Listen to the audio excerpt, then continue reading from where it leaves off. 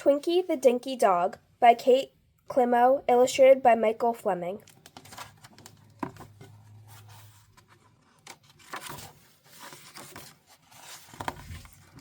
Twinky was a very big dog, at least in his own eyes. In the eyes of the rest of the world, Twinky was Dinky.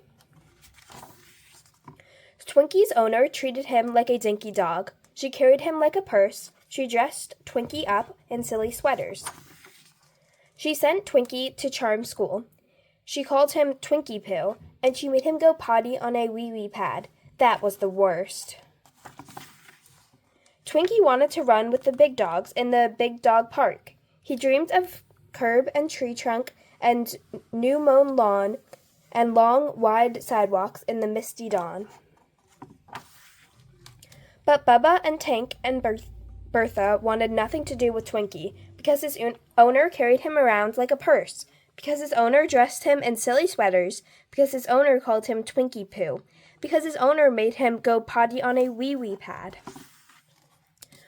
Bubba and Tank and Bertha growled at Dinky Dog things, at Dinky Dog treats and Dinky Dog tops, Dinky Dog collars and Dinky Dog shops.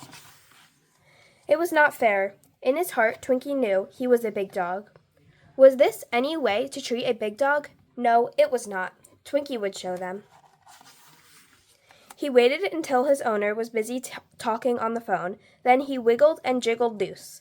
He ran to the big dog park as fast as his dinky legs could carry him. The big dogs saw Dinky Twinky out running loose. They teased him. Bubba asked where his fancy collar was. Tank asked where his silly sweater was. Bertha asked where his wee-wee pad was. Twinky told them he had wiggled loose, and now it was time for him to learn the big dog moves. The big dogs growled and scowled. Then they put their heads together. Bubba looked at Tank, Tank looked at Bertha, and Bertha looked at Bubba. The big dogs agreed. It was time to teach Twinky the big dog moves. They showed Twinky big dog struts and big dog growls, big dog snarls, and big dog scowls. Twinky was getting the hang of it. But then his owner found him. She had been looking all over for her Twinky Poo. Twinky was sad that he had to go home. Twinky tried the big dog moves when he got home. He tried the struts and growls and snarls and scowls. Sometimes he even scared himself. But bit by bit, Twinky began to feel like a big dog. Then there came a dark and stormy night.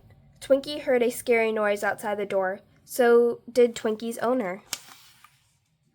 It was a robber. Twinky's owner was scared. She reached for her phone to call the police, but she couldn't find it.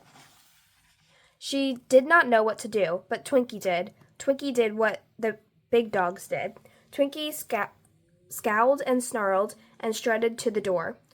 Growl rose to bark, and bark rose to roar. Twinky sent that robber running for his life.